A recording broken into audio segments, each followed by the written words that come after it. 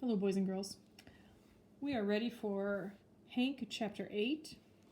You may recall that in the last chapter, Hank met Missy Coyote, and there she is with her head in a can.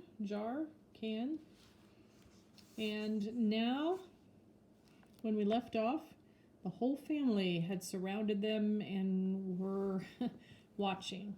So the name of chapter 8 is Hank Runs a Bluff. Usually when you run a bluff, to bluff someone means to kind of fool them, to outsmart them, outwit them. So let's see what Hank gets up to here. Missy's old man was the chief. His full proper name was Many Rabbit Gut Eat in Full Moon, which in coyote culture was regarded as a beautiful name.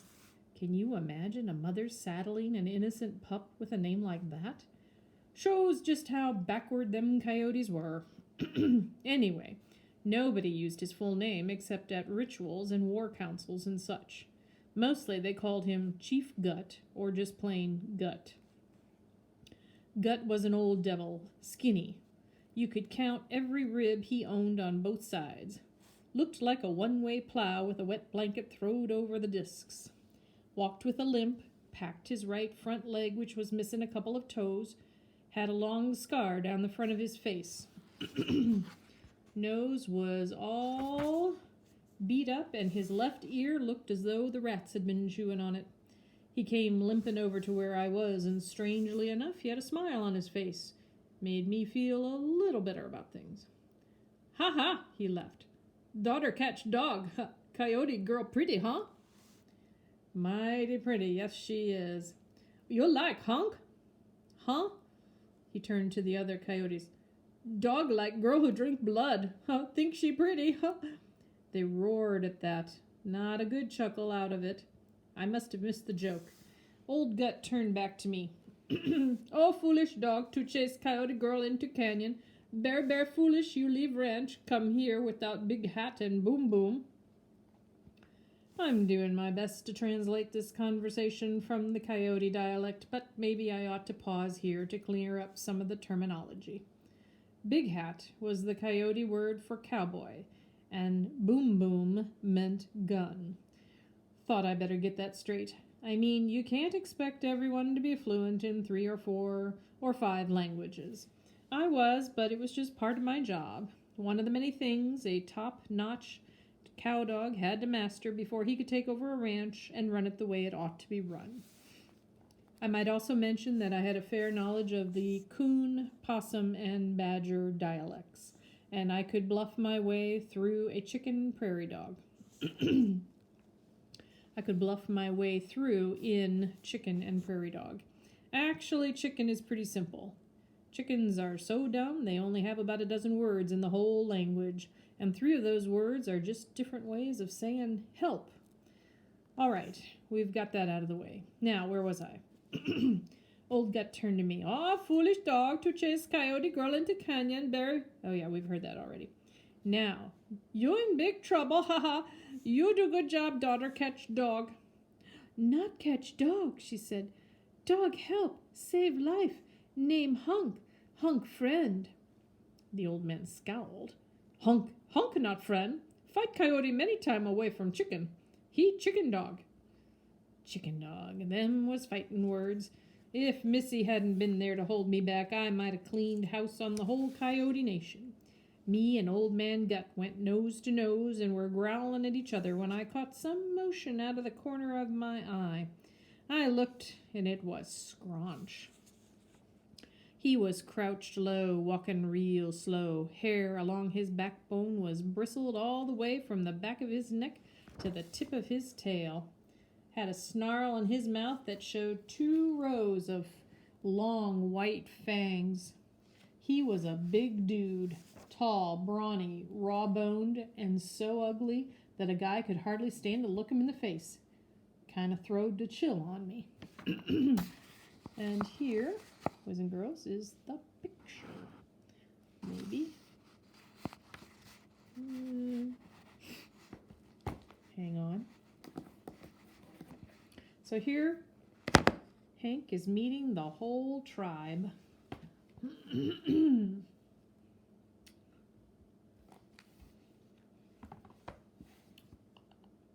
Old man Gut backed off. Now what you say, chicken dog? You scared, betcha, huh? I swallowed and tried to keep my knees from going out on me. Nah, I ain't scared. You're not scared, Scrunch? You're not very smart. Scrunch very bad fellow. I glanced at Missy. Tell your brother that I don't like the look on his face. She told him. He stopped, and a roar of laughter went up from the other coyotes. When they quit yipping and howling, I went on.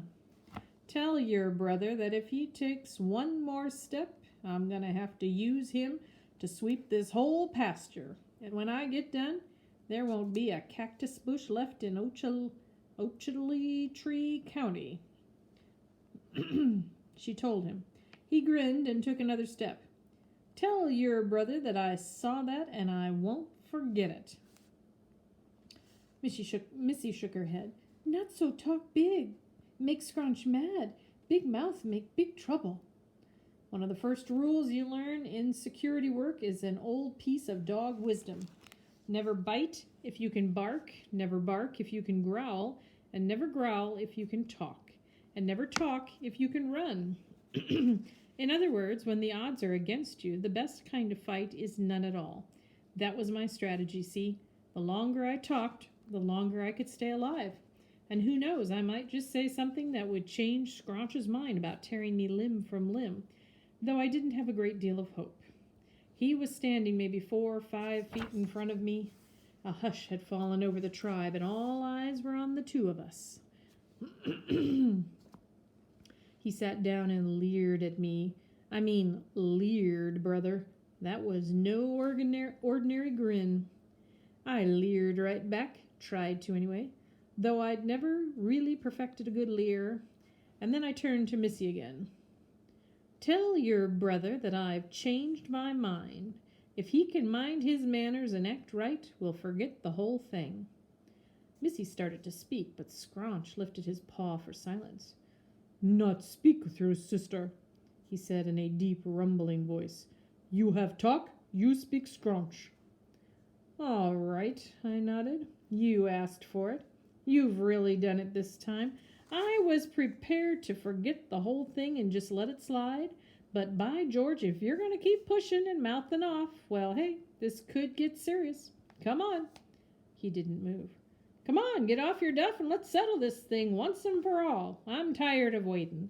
I mean, I came out here to get you, Scrunch. Oh, I know you thought I was just messing around with your sister. Ha!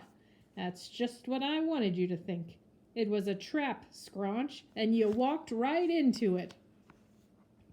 Oh, what a dumb brute you are. I didn't think you'd actually fall for it. I'd never dreamed it would be this easy. All these months I'd been waiting to even the score between us, and I never dreamed I could just walk into the canyon and you'd come right to me. Speaking of silence, them coyotes was silent. Guess they couldn't believe what they were hearing. Scrunch glanced at Chief Gut, and Gut glanced at Missy, and Missy glanced at me, and I gave her a smile and a wink. Scrunch stood up, and so did the hair on the back of his neck. Scrunch, kill chicken dog. Oh, you think so? You actually think that? I cut loose with a wild laugh. Ha! Holy cats, where have you been all your life? You've been up in the Bojacks too long, Scrunch. You're so country it hurts. I mean, you're pathetic. I almost feel sorry for you. I took a step toward him. You still don't understand, do you? It still hasn't soaked through your thick barbarian skull that if you've walked right into my trap. Oh, I can't believe this. Scrunch cut his eyes toward old Gut. Scrunch, kill chicken dog. But there was a little less conviction in his voice this time. Okay, I marched right up to him until there weren't more than a couple of inches between us. If you're bound and determined to go through with this, then let's get it on. But first, I want you to do something. I want you to ask yourself this question. Why would a smart dog walk right into the middle of a bunch of coyotes? in their country. Put your little brain to work on that, Scraunch. If you figure it out, you'll know the secret. I'll give you 30 seconds. Nobody moved. There wasn't a sound, not a whisper.